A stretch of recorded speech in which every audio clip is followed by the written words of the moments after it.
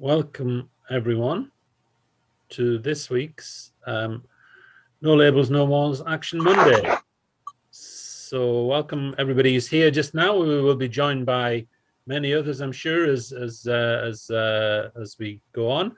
So we'll just start our introductions as we are now live streaming on our different platforms this week. So this week we are joined by Mary Beth Barber, who's going to take us through a conversation about an anti-corruption manifesto. So it's going to be action and discussion, isn't it, Mary Beth, this week? Yeah, exactly. Okay. So we will just go around as all. My name is Keith Etherington. I am here in my youngest daughter's bedroom today in Glasgow, and it's been quite a nice day here. It's just the start of spring, so we're all looking forward a little bit as we get more sunny days. So let's just go around.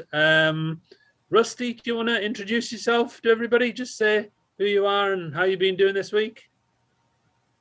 And you're just muted there, Rusty. Yeah, proper techie. I'm a proper techie, clearly. Yeah, my name's Rusty. I'm currently in Swansea in old South Wales in the Northern Hemisphere, and I'm just a wannabe progressive, free-thinking nerd, wanting to make my world and the world a better place. Okay, thanks, Rusty. Cynthia, do you want to introduce yourself? Tell us how you're doing this week. Where you are? I am doing amazing. I organize and promote for Agora. That's ILP.org, and I spend most of my time trying to push the ocean back with a broom to make the world a better place. Good. So how are you doing? Are you managing? Here. Okay, thank you. And we'll move along to Alistair Minty. Hi, I'm Alistair from sunny Scotland. I should have thought of something wittier to say, but I haven't. So I'll just say hello, and I'm looking forward to today. Okay, thanks, Alistair. And the person who I've spoken to most recently is next to you on my screen, and that is Michael in East Renfrewshire.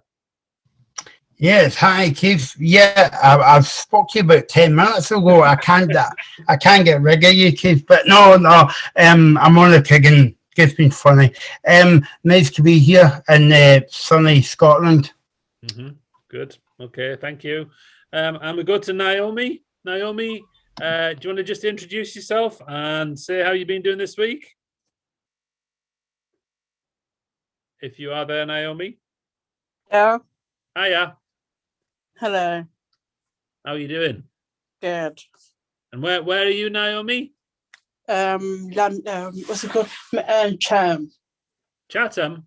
Yeah. Okay, so down in the southeast of England. Yeah. Yeah, and how is it down there at the moment? Bad. Good. All right, that's good. Thanks for joining us this week. Let's go to Cesare.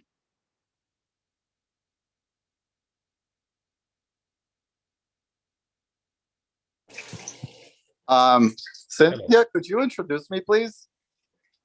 Yeah. Why, yes, I can. Cesare is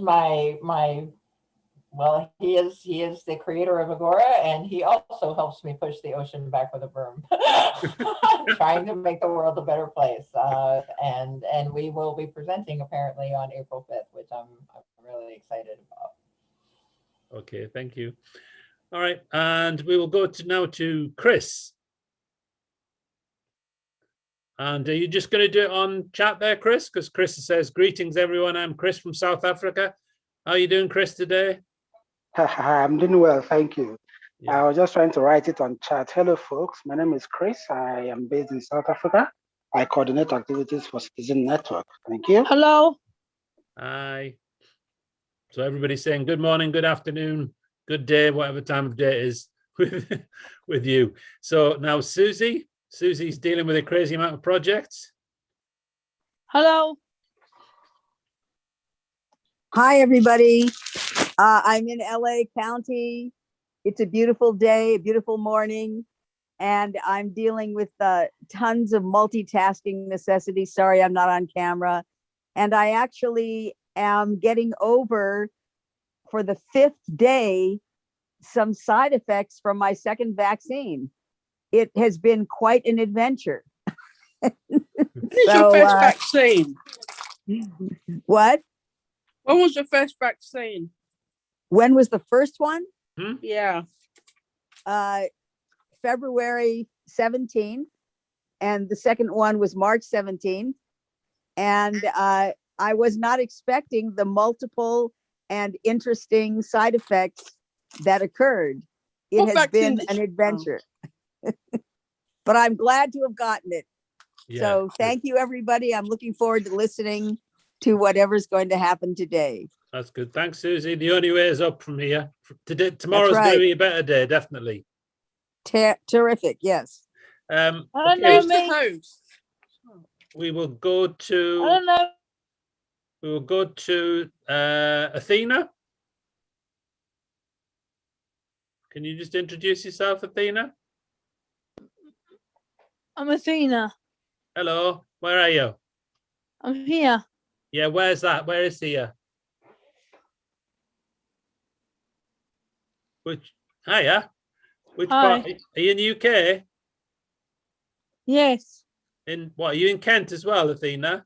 Yes. Okay, nice to have you here. You doing okay today? Where are you from? I'm in Glasgow. So we're just going around everybody. So now I'm going to go to Cindy. Where's Glasgow? It's Good north question. of Kent. It is north of Kent. Yeah, it's in Scotland. I'm Cindy. I'm not from Kent or Glasgow. I'm near Helsinki in Espoo, Finland. Yeah, it looks like a nice day with you, Cindy. It's absolutely gorgeous. It's Yeah. gorgeous. I just got in. Excellent. And I thankfully remembered it's an hour earlier today. Oh, yeah. Yeah. The world's moved forward an hour, shifted on its Yes, axis. some of the world has, Some not of the all world, of us. Yeah, yeah. I know. Next weekend's a terrible weekend for us because our clocks go forward. I get less sleep. I can't cope with it. But then it's back to the same difference between the US Yeah, next and week we're back to California. normal. Yeah, yeah, yeah. Okay. Let's quickly go to Michael in Los Angeles.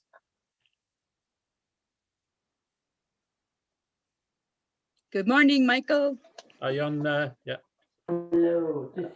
Yes, Michael, he can't keep his mic on, so Michael is here in Los Angeles and he's doing well. And I'm also here, Mary, from the Strindberg Laboratory. Can't wait to talk about anti-corruption. That's good. It's slightly ironic that Mike can't keep his mic on. But anyway, so we'll now, I think our last person to introduce himself, apart from Mary Beth, of course, would be Marcus. Hello, everybody. This is Markus from Finland, from Kukunari and Citizen Network. I'm really glad to be here today with you, Keith, and everybody, and with Mary Beth. I'm looking forward to hear more about corruption and talk together about this subject. This program goes live to Citizen Network TV, so on YouTube. So if you're not already subscribing, please do it today. Thank you, Keith. Thank you. And finally, then we'll hand it over to you. In fact, Mary Beth, if you want to introduce yourself and then take us into our discussion.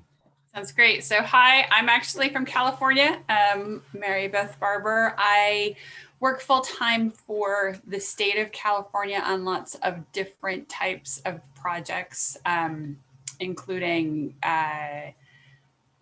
education, libraries, arts, and at one point, and this is how I got connected to the Strindberg Laboratory, and currently on the board, but previous to that, I had been the main coordinator to bring arts into different correctional facilities throughout the state. So this is actually the second in a series that I have brought forth as part of this program, dealing very specifically with the concepts of anti-corruption. That if we want to make the world a better place for everybody, then there is a certain level of expectations that we should all have of our leaders, and what kind of expectations that we have. And last time I was here in the first part of the program, we had a long discussion about sort of where these concepts came into mind. And so I want to bring up, and I'll put her website, I'll show her website. Sarah Chase this is one of her books, Thieves of State. She is a longtime, once a journalist and then an NGO leader in Afghanistan. And one of her observations was about democracy building there. She worked hand in hand with different organizations, and including the US and other governments, about how do you bring back or establish democracy in a country that is just opening up or beginning to do that. And in one of her conclusions was one of the main problems and one of the main attractions against what we think of as Western democracy was that the leaders who were connected to those kind of messaging were corrupt. They were doing things not for the benefit of the people, but for the benefit of themselves, creating more of a problem on the ground for establishing the rule of law, and therefore making a lot of splinter groups more attractive, i.e. how do you combat the Taliban or any kind of organization like that. So she then took a look at the United States and started talking about, okay, what kind of problems do we see in the US as well that are key with this? Now, I wanted to introduce you all to another author. This is Zephyr Teachout. And I will put websites for both of these into the chat just now. She's been doing a lot of similar work, both looking in history as well as what's going on currently. So if you wanted to see who she is, and the list, I put that into the chat, her Wikipedia site. I will also put in Sarah's site here into the chat if you wanted to go ahead and take a look at them.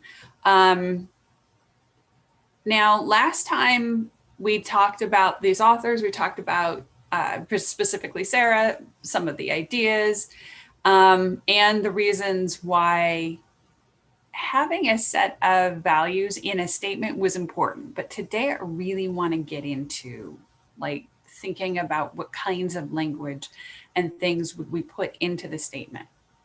So before I even share my screen to show an interesting document that I found, I am going to go ahead and put a copy of it into the chat so you can take a look at this. This is actually not one that deals with government in general. It deals very specifically with the Black press in the United States in 1944. It is their credo. This was an organization of different media outlets that catered to the African-American communities during that time, and a set of values that they put forth. I'm going to go ahead and now share the screen so we can actually take a look at this credo from the time. So this was, they called it the Credo for the Negro Press, with some main themes throughout it. I shall be a crusader. I shall be an advocate. I shall be a herald. I shall be a mirror and a record. And I'm going to go ahead and read some of the language from this for those of us who are more auditory absorbers of information. I shall crusade for all things that are right and just, and I will with equal fervor expose and condemn all things that are unjust.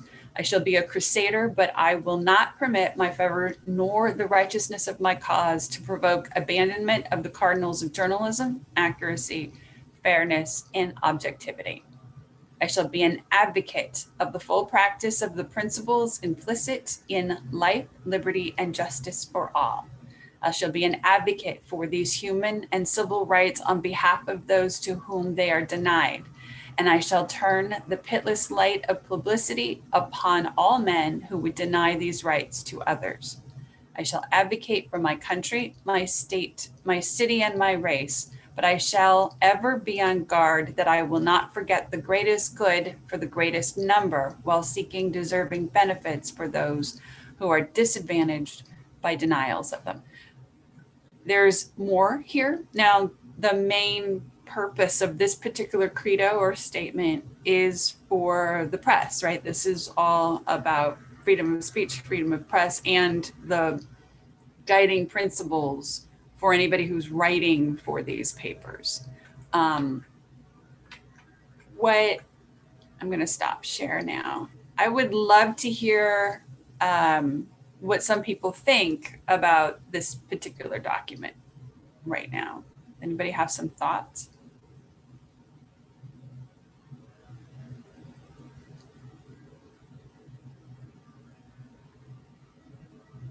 Go ahead, Alistair.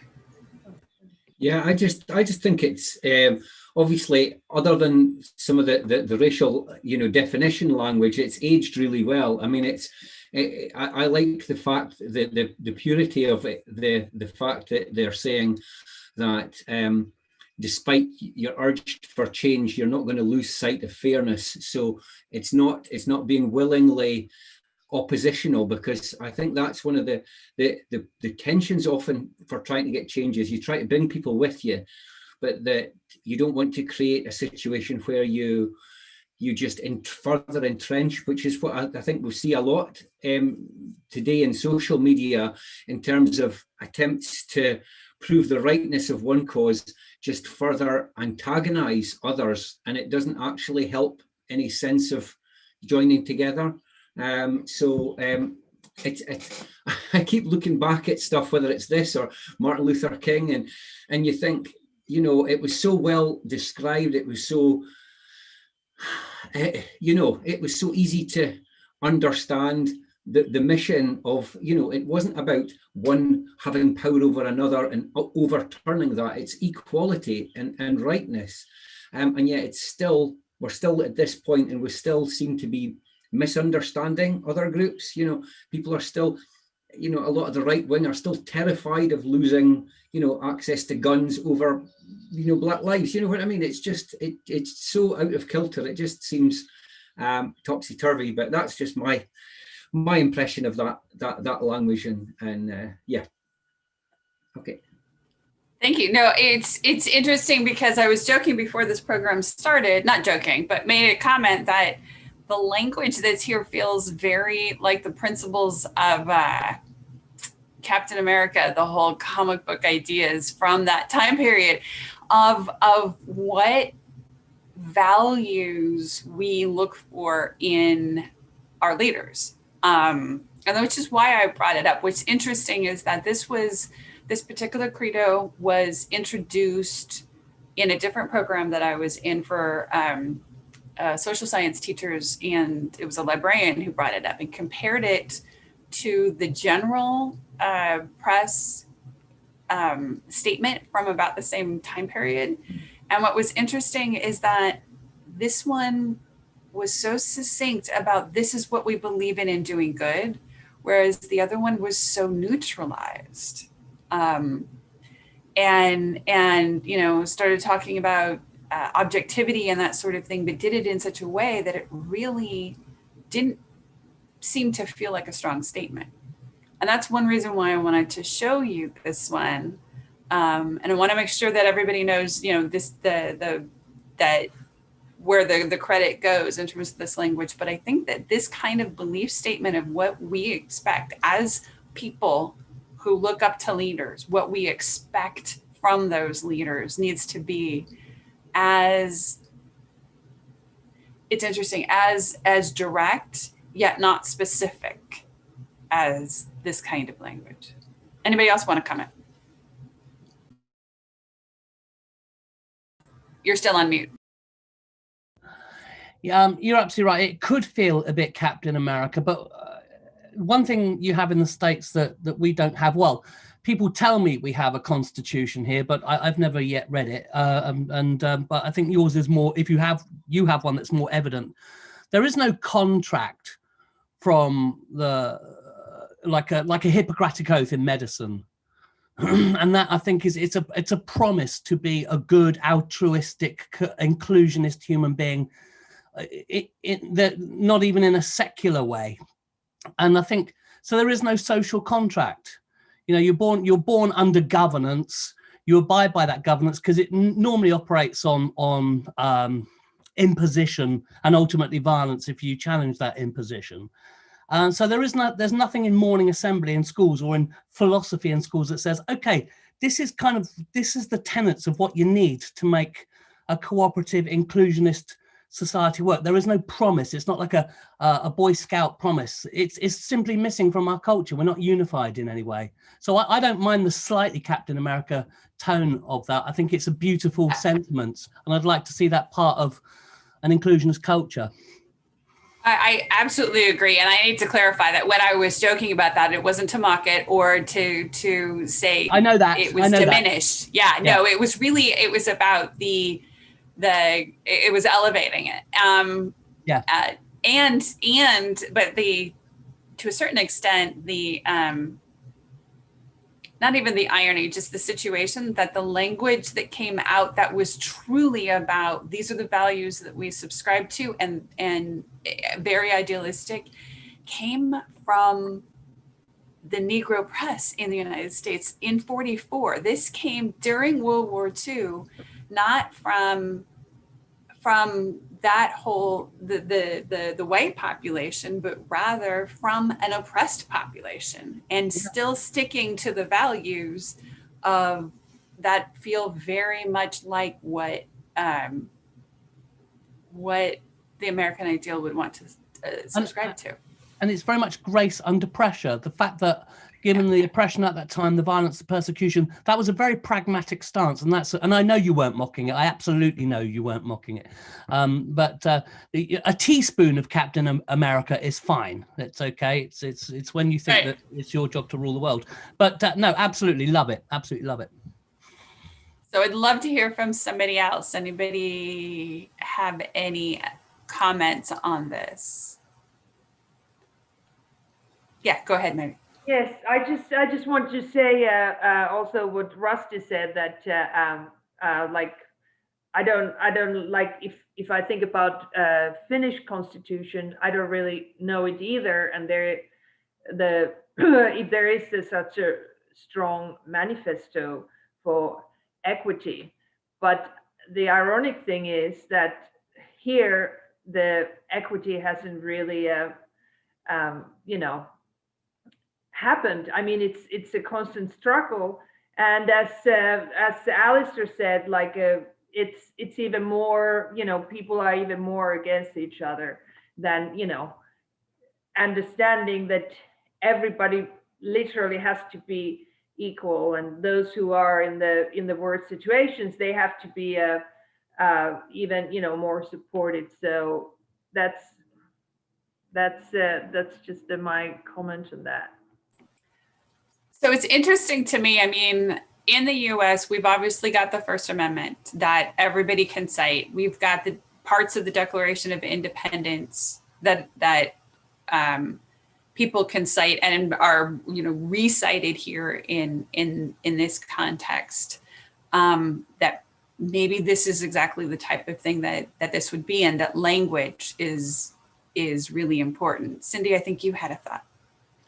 Yeah, listening to Rusty and Mary, it made me think that in the US right now, people are talking about the Constitution almost every day.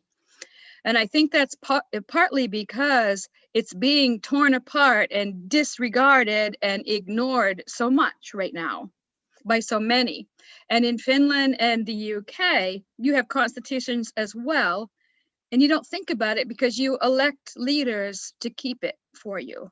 And it's, I mean, of course, we learn it in school, and we should read it probably at some point. It probably is a thing citizens should do, but we trust that our leaders are taking care of it for us and making sure that the rules are followed.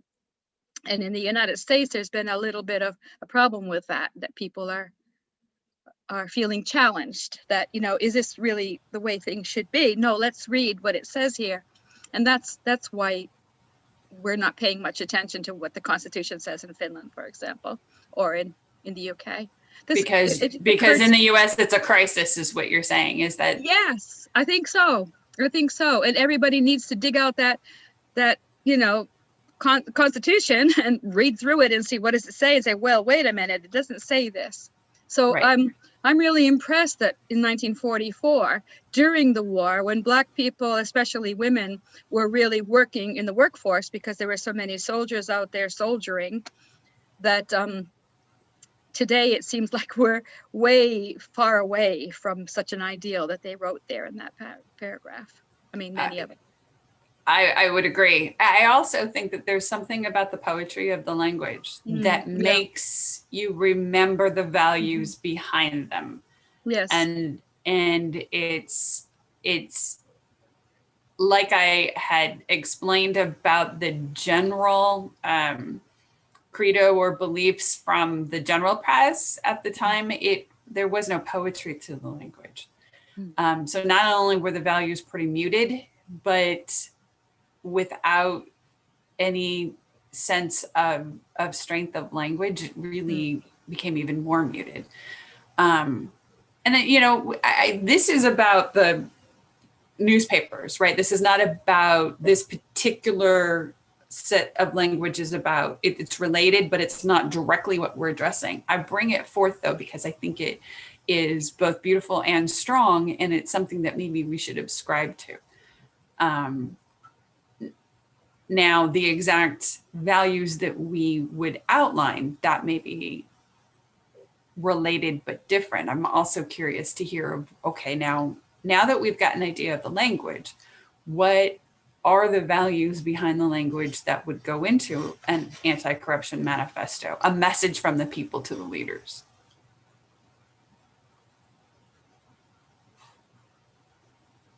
Any ideas there?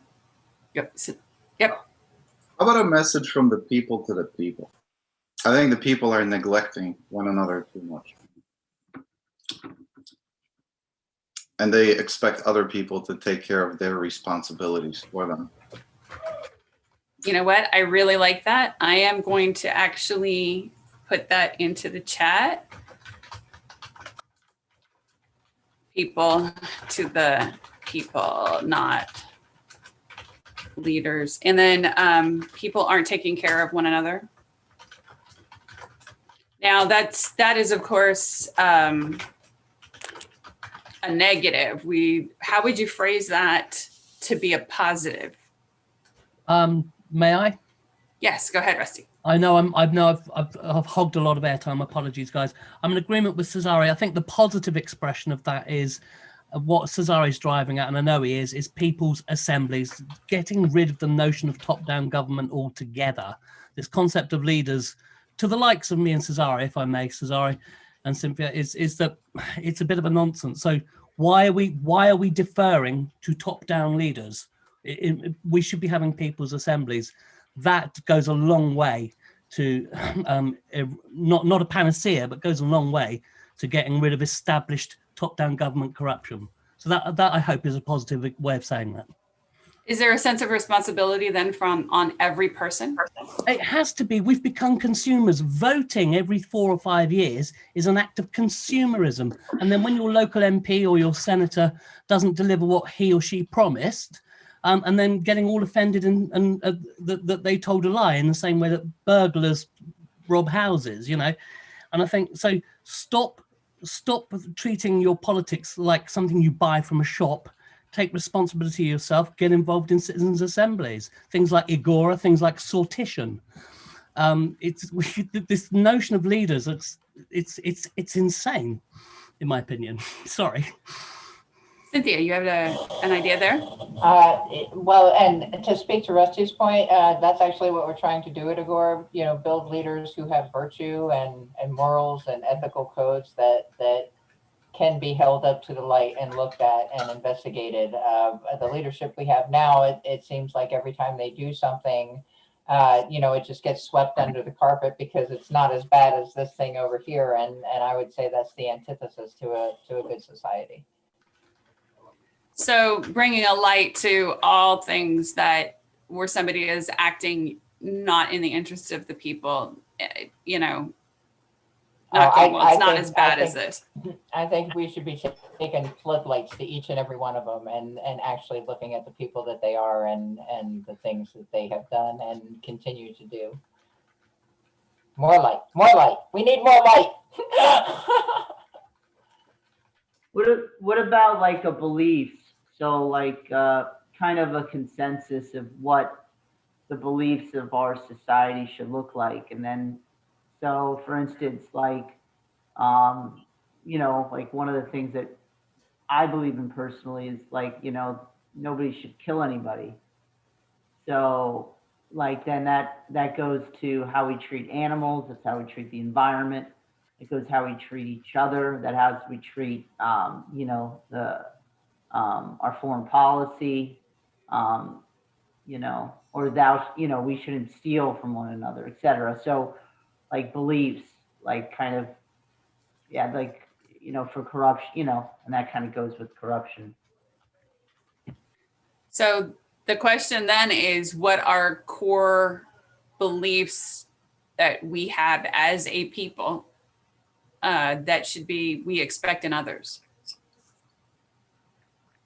Yeah, because I think going back to Martin Luther King, when he did talk about racism, he talked about it as a sickness, mental sickness.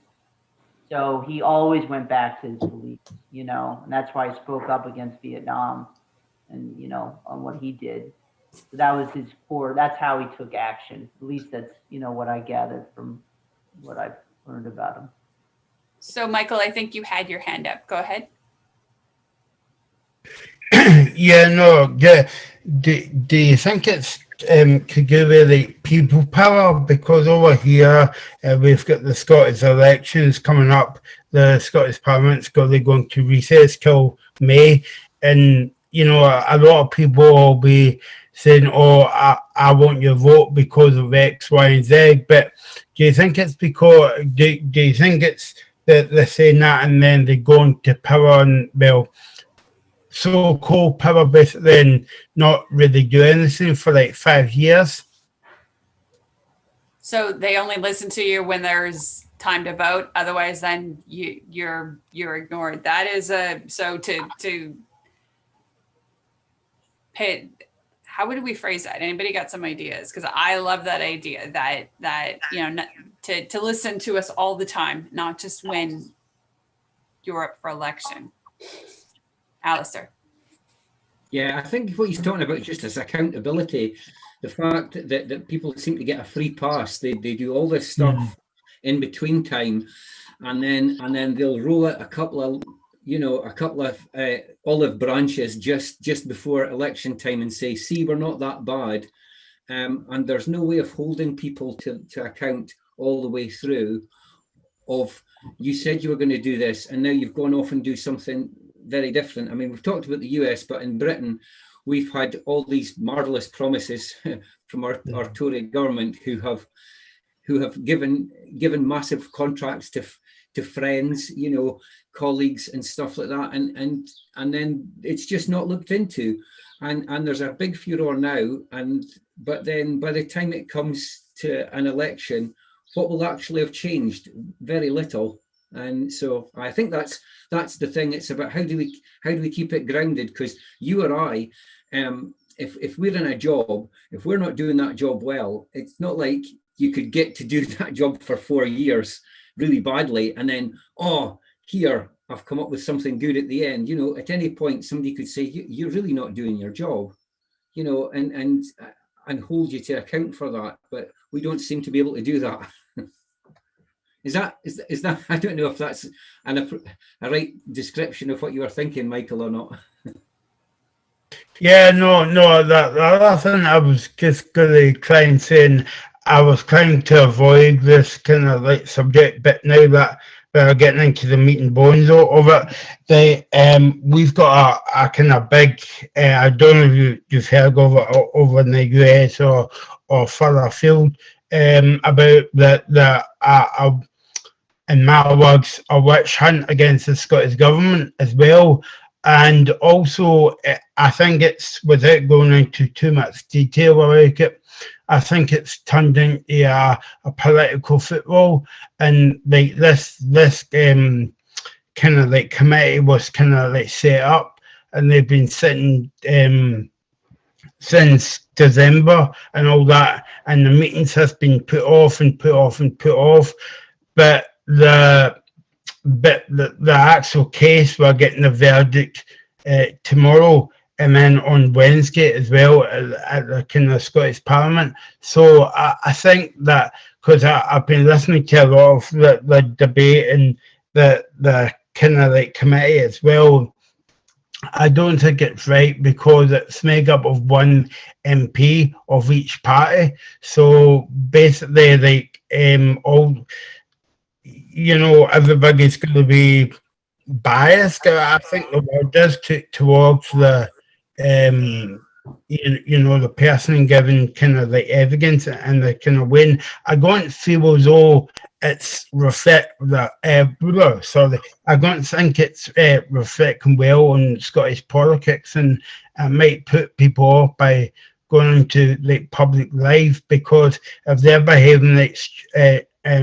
school children, well, you know, they might get put off by that, and they might say, well, I don't really fancy going into Scottish Parliament or like council elections as well. I know that's a bit of a mouthful, but hopefully you get the gist of, you know, what I'm trying to say.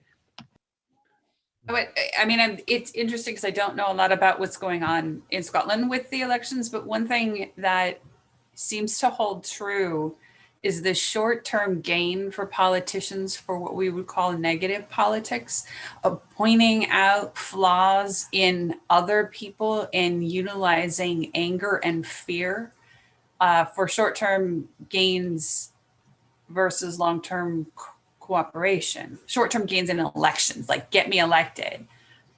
I'm not exactly sure how to phrase that as a value. Anybody have any thoughts to a positive value versus me just pointing out that negative politics sucks?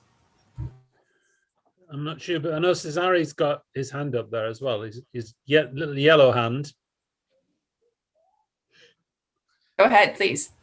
So Mary, it just so happens that I represent a new kind of system of democracy that makes politics rational, efficient, and incorruptible. It also helps people figure out what their values are. The way it works is we have this kind of networking platform. It's called Agora, the worldwide stock market of ideas. And Agora enables every person to develop their own political philosophy out of various ideas, to then show, aggregate all of that information to then show which of those ideas are most strongly supported by the people, and then to algorithmically create new political candidates who correspond to what the people really want.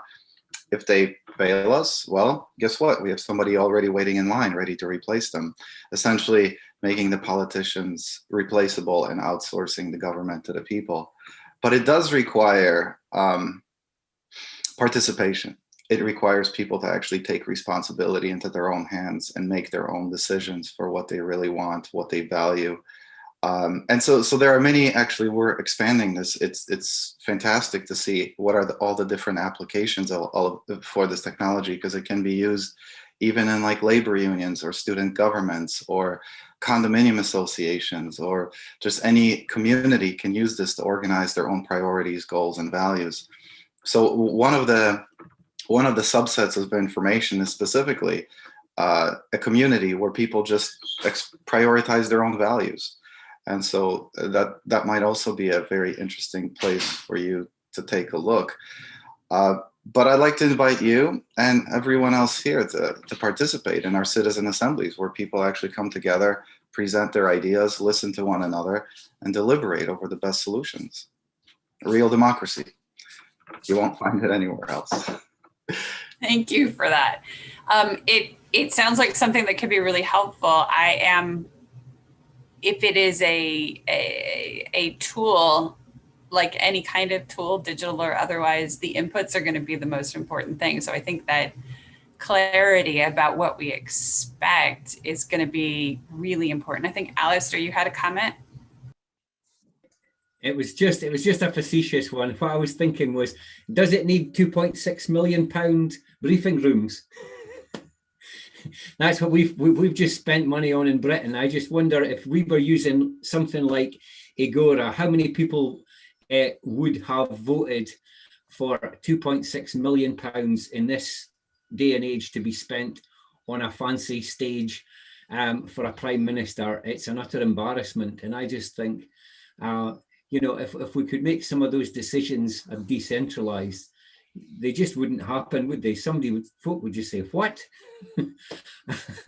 Yeah, exactly. So it's less of a question, but it's just more of an observation of some of the nonsense that happens in government, and folk just go, it's just how it is.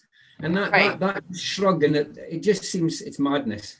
Well, I think that, organization of government definitely matters. And it's one aspect of government that I think is overlooked, that everybody wants to look at the bright, shiny objects. And then the next thing you know, there's something that was happening with all of the boring contracts and day-to-day business that is not ideal. I think Susie had a comment. Susie, you want to go ahead? Yeah. So right now in California, there's this big brouhaha over a group of Republicans trying to recall our governor. And, I'm not particularly interested in Democrats versus Republicans in terms of who's the best, who's right, who's wrong. But I really believe in human honesty and decency. And for some reason, the fact that Gavin Newsom this is petty, but it speaks to the heart of honesty. For the fact that during the pandemic, when he had shut down all of the indoor dining and was making a big effort to be the most forward-thinking governor in the country, handling the pandemic so well, and then he turned around and went to a restaurant with very wealthy supporters, an indoor dining experience at a winery, just made me sick. It made me feel like the leader of a state that I live in, who I actually thought was doing a good job, was just dishonest. And so many politicians, no matter who they are, what party they belong to, what form of government they're representing, have a basic dishonesty. And that bothers me. And I don't know if anybody else has that feeling, but yeah. I think it's at the root of some of the problems with what we call democracy. So it's interesting. We talked a little bit last time about that particular incident, and with some of the participants on the call going, but it was such not a big deal. And in the end of the day, and it technically, because he went to a county that wasn't completely closed, wasn't against the health code. However, perception matters, and Susie, I think you're absolutely right that those kind of actions matter. I think Rusty, you were going to say something. Yeah, I'm sorry. I'm again hogging. Susie's absolutely right, and it's part of the human condition. Now, what Cesare is proposing with Agora and what Sortition proposes is that those systems are self-checking. Now, I get so tired of my left-wing friends posting on Facebook on how naughty Donald Trump is and how naughty Boris Johnson is. I don't need you to tell me how naughty he is. I know. What are you doing about it? So it's left-wing politics, right-wing politics, polar politics, subscription, red, blue. And the systems of Agora and Sortition are themselves based on the Greek model of 2,500 years ago that are self-checking and democratic.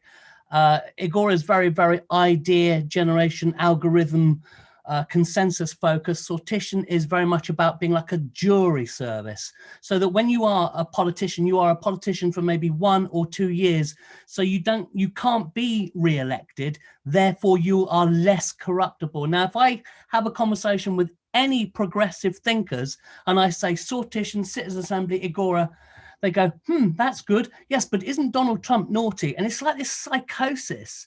I really don't think you say these words and it doesn't register, and we move on to saying on how naughty Donald Trump is and how naughty Boris Johnson are. And it's, I beg you, if you shut me off and gag me now, I beg you to check out Agora. I beg you to check out Sortition before you complain about how naughty politicians are.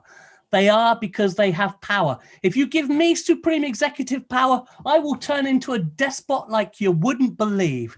Thank God for initiatives like Agora and Sortition.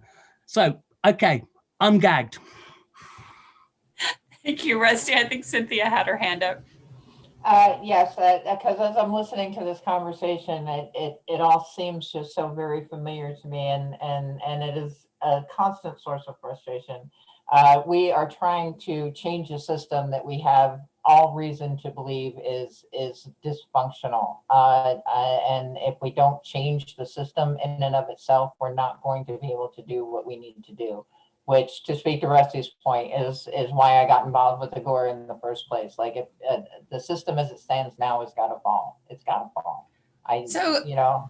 This brings up an interesting question that I have.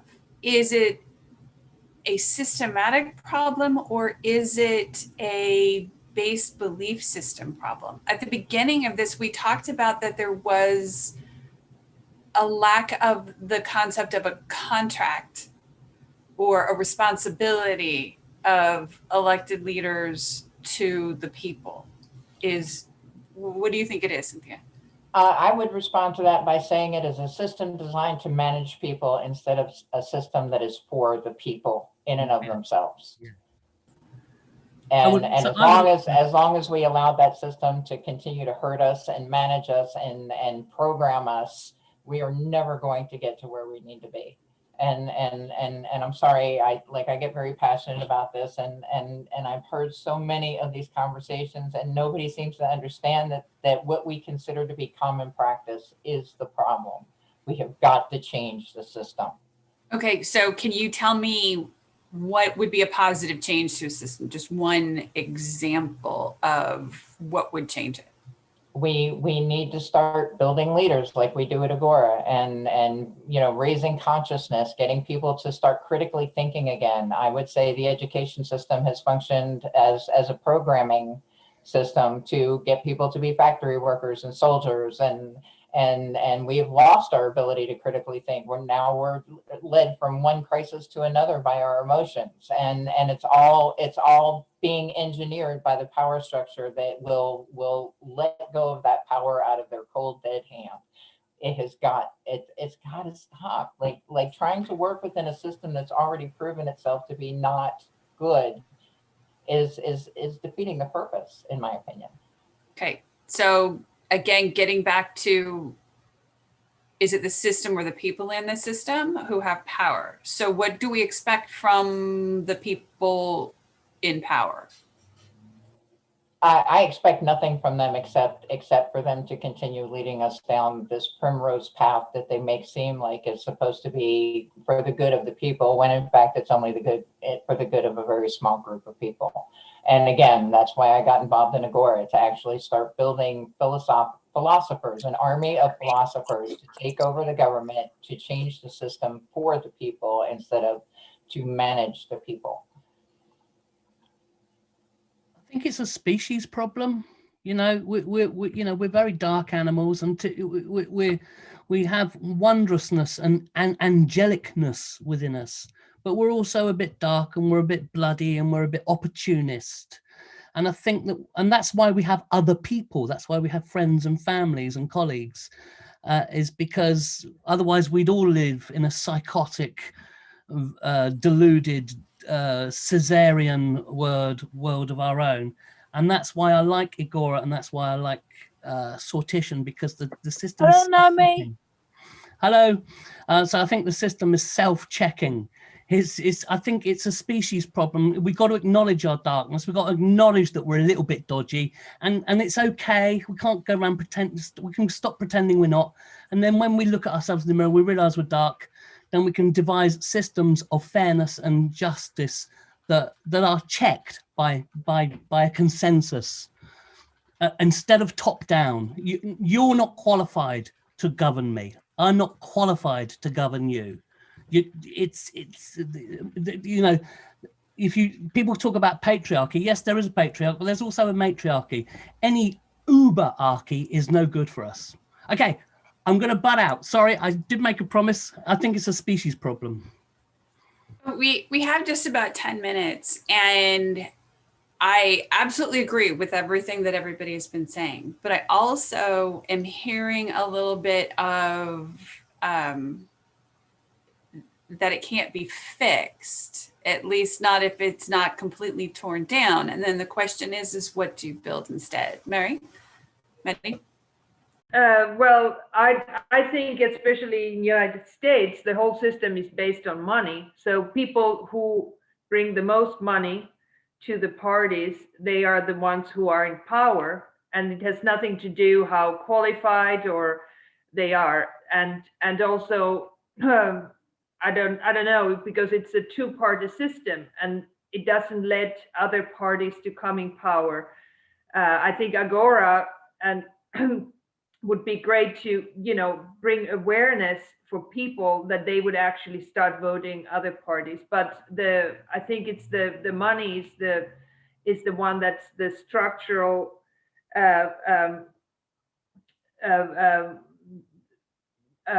thing that makes it impossible to actually have democracy. Yeah. If the money is the one that rules. And maybe with this task that you're building on the chat, we can have politicians co-sign it.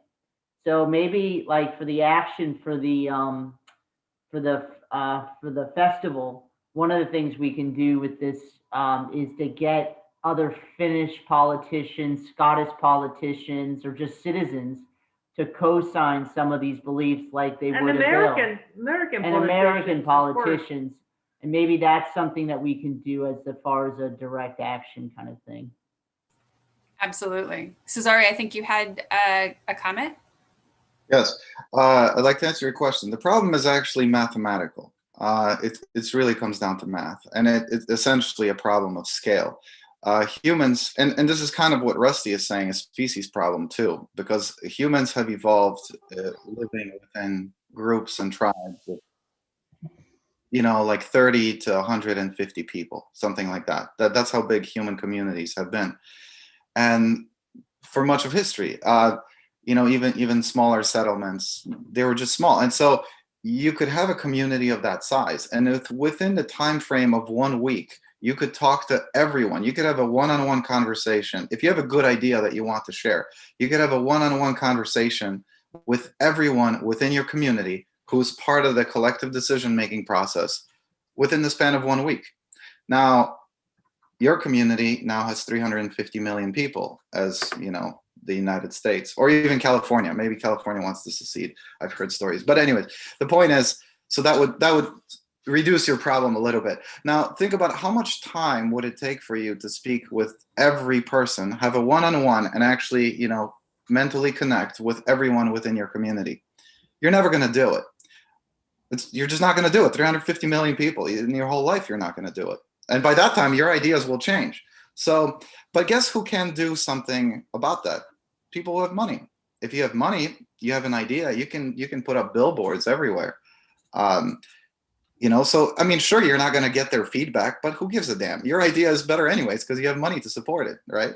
So anyways, but the point of Agora is to actually solve this mathematical problem. That's exactly what it solves. It allows for human societies to function at a scale of millions or billions of people, to have the same dynamics that societies of, dozens or hundreds of people have. That's what it does. It solves the mathematical problem. That's really the core of the issue.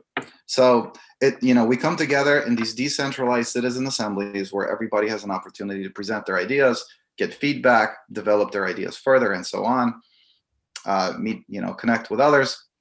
But then that information from those decentralized citizen assemblies is then aggregated through using the technology of the stock market to aggregate all of this information and demonstrate what we collectively want out of that deliberative participatory process, like people have evolved, to function in.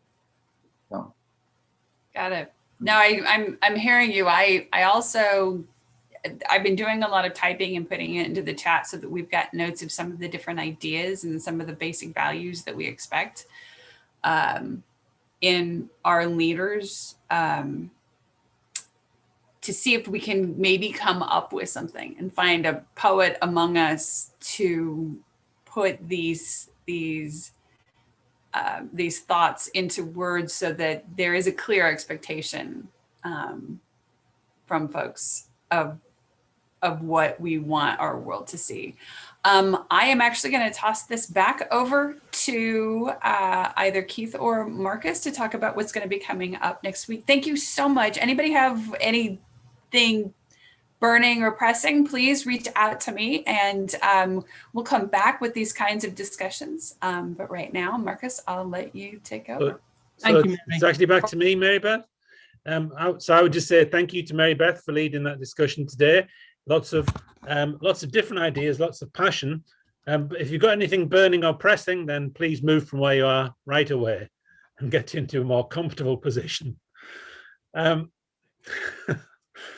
Okay, so next week, Marcus has put in the chat next week we're back to, for all us Europeans, we're back to normal time. We're back to our 5 p.m. or 7 p.m. or whatever p.m. it is, but we're back to the previously acceptable time. So Lasse, Tim, if you've just joined us not long, but we're at the end of today's Action Monday because obviously it started an hour earlier with the clocks changing in Los Angeles. But next week we're back to normal. And next week's Action Monday is in the chat, but it says that we will design Action Monday together with Dramalogen from Sweden and Kukinori from Finland. So 2 of our North European partners working together on next week's Action Monday. So thank you to everyone for joining us. Thank you to Mary Beth for leading the discussion. We look forward to... Who's going to host? Who's going to host? A good point. Well, what I thought was, as we went through today's discussion, and I will check this out, I thought we should ask you, Rusty, if you would like to host next week. Yay! I am far too ill-tempered a person to host a meeting. But all it involves is introducing people and checking that. I'm sure you'd be great at it. If you don't want to do it, it's okay, but I will decline because I'm something of an introvert. However, do keep me penciled in for when I build a bit of confidence. Yeah, down okay, the line. excellent. Yeah, okay. It shows, Rusty. You seem like an introvert. I am. Yeah, no problem, Rusty. We'll keep asking you, right? Thank you. So, and you just keep telling us no if you don't want to do it. When you're ready, do it. Okay, Michael. We won't give up. We won't give up. No, Michael McEwen, my yes, colleague in Scotland. Michael, are you up for doing next week? Because you asked me so nicely, Keith, I would say yes. Good, excellent. Okay, so Michael will be next week's host, and Michael will introduce Dramalogen and Kukinori. So there's a challenge for you, Michael. Thanks, Keith. Okay, thank you, everyone. Have a good week. See you. Thank you. Bye. Bye. Thank you. Bye.